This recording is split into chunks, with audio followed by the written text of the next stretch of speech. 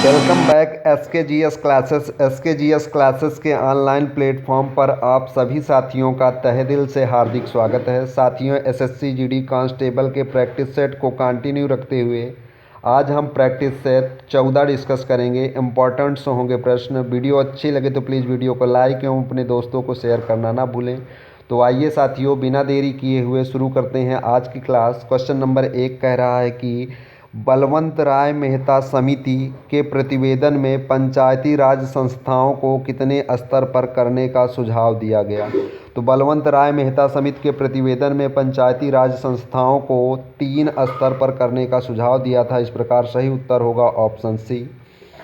ये 3 स्तर थे कौन कौन से? तो जिला स्तर पर जिला परिषद, पंचायत समिति जो होती है ये मध्यवर्ती स्तर पर यानी इसे ब्लॉक समिति भी कहा जा सकता है, और ग्राम पंचायत ग्राम स्तर पर था। यानी इन 3 स्तरों पर बलवंत राय मेहता समिति ने पंचायती राज संस्था को डिवाइड करने का सुझाव दिया था।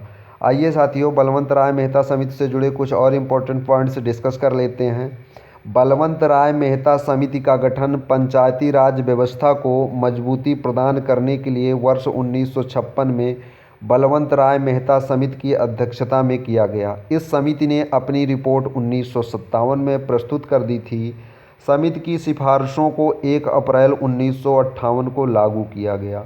तो ध्यान दीजिएगा, बलवंत राय मेहता समिति का गठन 1956 में किया गया, जबकि इस समिति ने अपनी रिपोर्ट 1957 में प्रस्तुत कर दी, लेकिन समिति की सिफारिशों को 1 अप्रैल 1958 को लागू किया गया। आइए साथियों, बढ़ते हैं आज के अगले क्वेश्चन पर। क्वेश्चन नंबर 2 है, राष्ट्रपति सर्वोच्च न्यायालय के अन्य न्यायाधीशों की नियुक्ति में किससे परामर्श करते हैं? ऑप्शन ए सर्वोच्च न्यायालय का मुख्य न्यायाधीश, ऑप्शन बी उच्च न्यायालय के मुख्य न्यायाधीश से, या फिर ऑप्शन डी भारत के महान्यायवादी से, या फिर ऑप्शन डी भारत के विधि मंत्री से। तो राष्ट्रपति सर्वोच्च न्यायालय के अन्य न्यायाधीशों की नियुक्ति में सर्वोच्च न्यायालय के मुख्य न्यायाधीश से परामर्श करते हैं। इस प्रकार सही उत्तर होगा ऑप्शन ए। सर्वोच्च न्यायालय का उल्लेख संविधान के अनुच्छेद 124 में है, और अनुच्छेद 124 में ये बात भी कही गई है कि राष्ट्रपति सर्वोच्च न्यायालय के अन्य न्यायाधीशों की नियुक्ति सर्वोच्च न्यायालय के मुख्य न्यायाधीश की सिफारिश पर करेगा। इस प्रकार सही उत्तर होगा क्या? Option A. आइए साथियों, बढ़ते हैं आज के अगले क्वेश्चन पर। क्वेश्चन नंबर 3 है, निम्नांकित में से कौन राज्यसभा की एकांतिक शक्ति के अंतर्गत आता है? तो अखिल भारतीय सेवाओं का जो सृजन है ये राज्यसभा की एकांतिक शक्ति के अंतर्गत आता है। आइए राज्यसभा की एकांतिक शक्ति के अंतर्गत कुछ इम्पोर्टेंट पॉइंट्स डिस्कस कर लेते हैं। राज्यसभा की एकांतिक शक्ति के अंतर्गत नई अखिल भारतीय सेवाओं का सृजन आता है। संविधान के अनुच्छेद 312 में जो वर्णित है, यानी नई अखिल भारतीय सेवाओं का सृजन संविधान के किन अनुच्छेद में वर्णित है? अनुच्छेद 312 में। और संविधान के अनुच्छेद 312 में कहा गया है कि संसद को यह शक्ति है कि वह संघ और राज्यों के लिए सम्मिलित एक या अधिक अखिल भारतीय सेवाओं के सृजन के लिए उपबंध कर सकेगी। यदि राज्यसभा ने उपस्थित और मत देने वाले सदस्यों में से कम 2/3 सदस्यों द्वारा समर्थित संकल्प द्वारा यह घोषित किया गया है कि राष्ट्रीय हित में ऐसा करना आवश्यक या समाचीन है, तभी संसद यह कर सकती है। इसी प्रकार राज्यसभा को अनुच्छेद 249 के अनुसार राष्ट्रीय हित में राज्य सूची के विषयों पर संघ द्वारा अस्थायी विधान बनाने की अनुमति देने की शक्ति है। इस प्रकार इन दोनों विषयों में संविधान में राज्यसभा को विशेष शक्तियाँ प्रदान की हैं। आइए साथियों, बढ़ते हैं आज के अगले क्वेश्चन पर। क्वेश्चन नंबर 4 है, नियुक्ति के समय निम्न में से कौन प्रधानमंत्री संसद के किसी भी सदन का सदस्य नहीं था? तो श्रीमती इंदिरा गांधी जो थी ये नियुक्ति के समय संसद के किसी भी सदन की सदस्य नहीं थी। आइए इंदिरा गांधी से जुड़े कुछ इंपॉर्टेंट पॉइंट्स डिस्कस कर लेते हैं। इंदिरा प्रियदर्शनी गांधी वर्ष 1966 से 1977 तक लगातार 3 पारी के लिए भारत गणराज्य की प्रधानमंत्री रहीं। उसके बाद चौथी पारी में 1980 से लेकर 1984 में उनकी राजनीतिक हत्या तक भारत की ये प्रधानमंत्री रहीं। वे भारत की प्रथम, यानी इंदिरा गांधी जो थी वो भारत की प्रथम और अब तक की एकमात्र महिला प्रधानमंत्री रहीं। इनका जन्म 19 नवंबर 1917 प्रयागराज में हुआ था। इनके पति फिरोज गांधी थे और इनकी जो हत्या हुई थी वो 31 अक्टूबर 1984 नई दिल्ली में हुई थी। इनके बच्चों का नाम संजय गांधी, राजीव गांधी, इनके माता पिता जवाहरलाल नेहरू और कमला नेहरू थे और इन्हें भारत रत्न, लेनिन शांति पुरस्कार और जवाहरलाल नेहरू पुरस्कार प्रदान किया गया था। ध्यान दीजिएगा, इन्हें भारत रत्न, लेनिन शांति पुरस्कार और जवाहरलाल नेहरू पुरस्कार प्रदान किया गया था।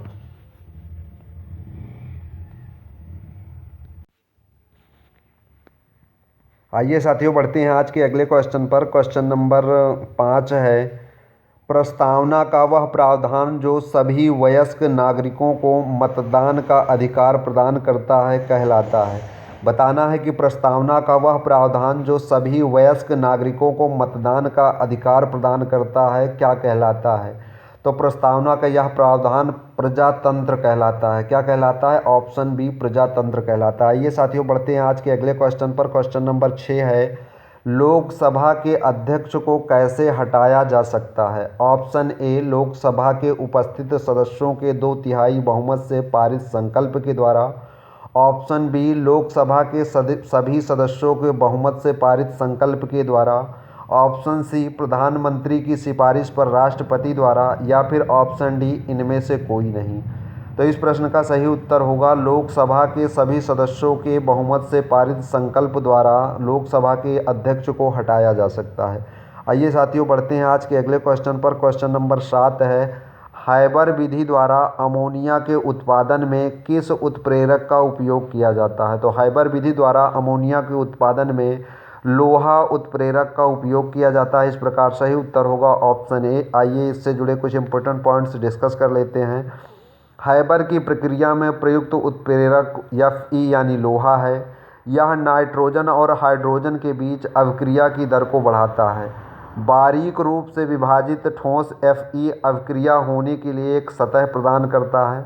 अभिक्रिया के दौरान नाइट्रोजन और हाइड्रोजन गैसें उत्प्रेरक सतह पर अवशोषित हो जाती हैं और फिर उत्पादों को बाहर विसरित करती हैं। आइए साथियों, बढ़ते हैं आज के अगले क्वेश्चन पर।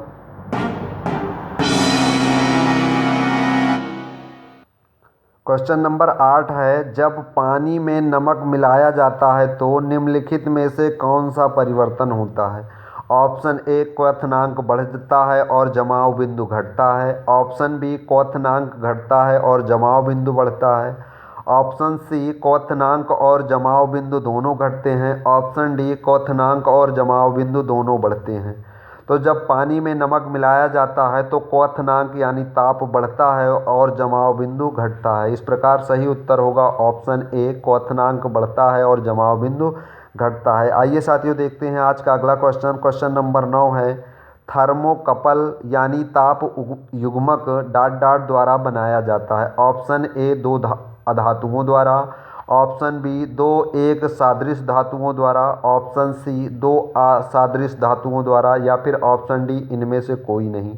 तो थर्मोकपल यानी ताप युग्मक जो है ये 2 असादृश धातुओं द्वारा बनाया जाता है। इस प्रकार सही उत्तर होगा ऑप्शन सी। आइए साथियों, बढ़ते हैं आज के अगले क्वेश्चन पर। क्वेश्चन नंबर 10 है, समुद्री जल को शुद्ध जल में किस प्रक्रिया द्वारा बदला जा सकता है। ऑप्शन ए, प्रावेदना। ऑप्शन बी, उत्फलन। ऑप्शन सी, विद्युत पृथक्करण। या फिर ऑप्शन डी, उत्क्रम परासरण। तो समुद्री जल को शुद्ध जल में उत्क्रम परासरण द्वारा बदला जा सकता है। इस प्रकार सही उत्तर होगा ऑप्शन डी। आइए साथियों, बढ़ते हैं आज के अगले क्वेश्चन पर। क्वेश्चन नंबर 11 है, हाइड्रोजन को वायु में जलाने पर प्राप्त होता है। ऑप्शन ए, जल। Option B, hydrogen chloride. Option C, alcohol. या फिर ऑप्शन डी, ईथर। तो हाइड्रोजन को वायु में जलाने पर क्या प्राप्त होगा? जल प्राप्त होगा, क्योंकि जो जल है ये किसका मिश्रण है? तो H2 यानी हाइड्रोजन और ऑक्सीजन का मिश्रण है, जिसका फार्मूला क्या होता है? H2O। तो हाइड्रोजन को वायु की उपस्थिति में अगर जलाया जाएगा तो क्या प्राप्त होगा? जल प्राप्त होगा। आइए साथियों, बढ़ते हैं आज के अगले क्वेश्चन पर। क्वेश्चन नंबर 12 है, संसार का सबसे बड़ा पारितंत्र है। ऑप्शन ए, घास स्थल। ऑप्शन बी, बड़ी झीलें। ऑप्शन सी, सागर। या फिर ऑप्शन डी, वन। तो संसार का सबसे बड़ा परितंत्र क्या है? सागर है। ऑप्शन सी सही उत्तर होगा। आइए साथियों बढ़ते हैं आज के अगले क्वेश्चन पर। क्वेश्चन नंबर 13 है, हाइवर्सियन तंत्र पाया जाता है। ऑप्शन ए मत्स्यों की अस्थियों में, ऑप्शन बी पक्षियों की अस्थियों में, ऑप्शन सी स्तनियों की अस्थियों में, या फिर ऑप्शन डी सरीसृपों की अस्थियों में। तो हाइवर्सियन तंत्र जो है ये स्तनियों की अस्थियों में पाया जाता है। इस प्रकार सही उत्तर होगा ऑप्शन सी। आइए साथियों देखते हैं आज का अगला क्वेश्चन। क्वेश्चन नंबर 14 है, भारत की जलवायु की सबसे महत्वपूर्ण विशेषता कौन सी है? ऑप्शन ए हवाओं का मौसमी परिवर्तन, ऑप्शन बी वर्ष भर लगातार वर्षा, ऑप्शन सी पवनों की दिशा में परिवर्तन, या फिर ऑप्शन डी ग्रीष्म एवं शीतकालीन पवनों का प्रभावी होना। तो भारतीय जलवायु की जो सबसे महत्वपूर्ण विशेषता है ये पवनों की दिशा में परिवर्तन है। इस प्रकार सही उत्तर होगा ऑप्शन सी। आइए साथियों बढ़ते हैं आज के अगले क्वेश्चन पर। क्वेश्चन नंबर 15 है, निम्नलिखित में से कौन सी नदी प्रायद्वीपीय पठार उपांत से नहीं निकली है? तो option A Yamuna, option B Damodar, option C Chambal, या फिर ऑप्शन डी सोन। तो यमुना नदी जैसा कि आप लोगों को पता है ये यमुनोत्री ग्लेशियर यानी उत्तर भारत से निकलती है। इस प्रकार और बाकी सभी नदियां क्या हैं?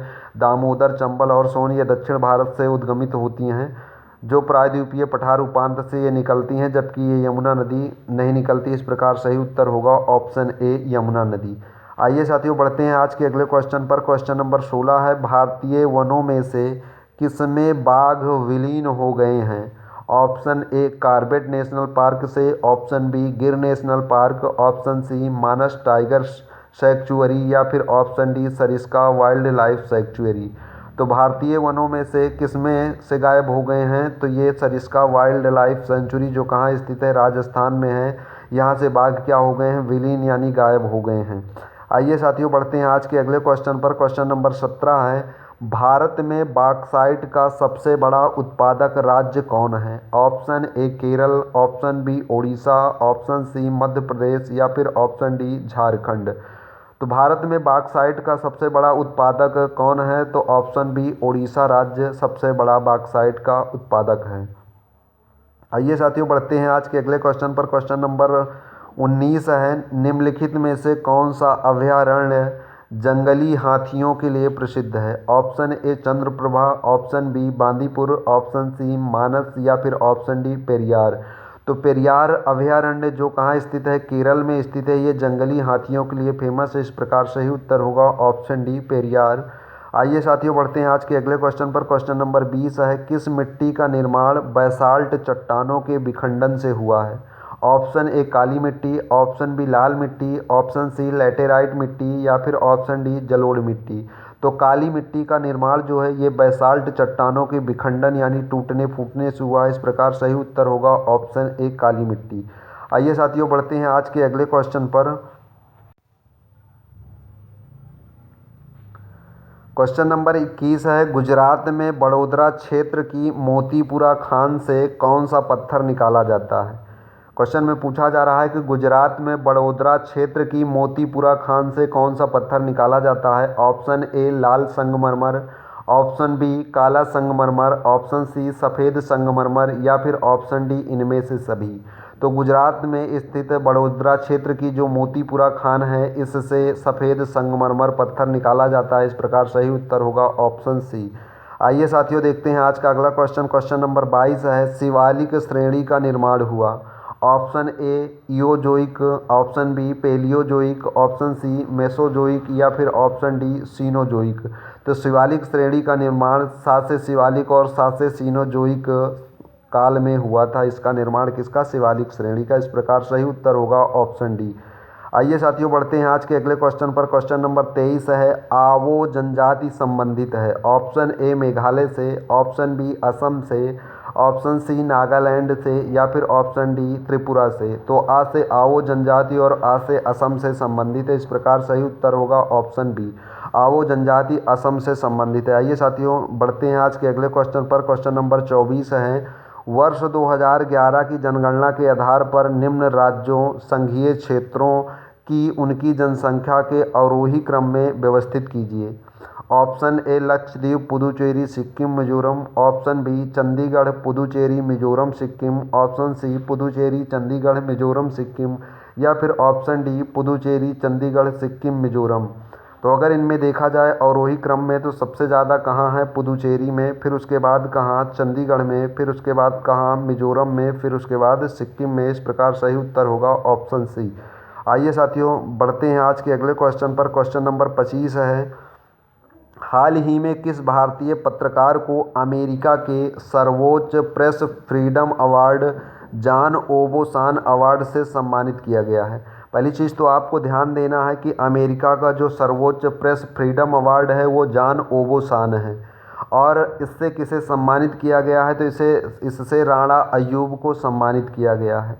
याद करना बेहद ही आसान है, जॉन ओबोसान अवार्ड, ओबो किसे मिलेगा, अय्यूब, अय्यूब, ओबो अय्यूब। तो इस प्रकार सही उत्तर क्या होगा, राणा अय्यूब। आज की क्लास में इतना ही साथियों, मिलते हैं अगले वीडियो में, तब तक के लिए जय हिंद जय भारत।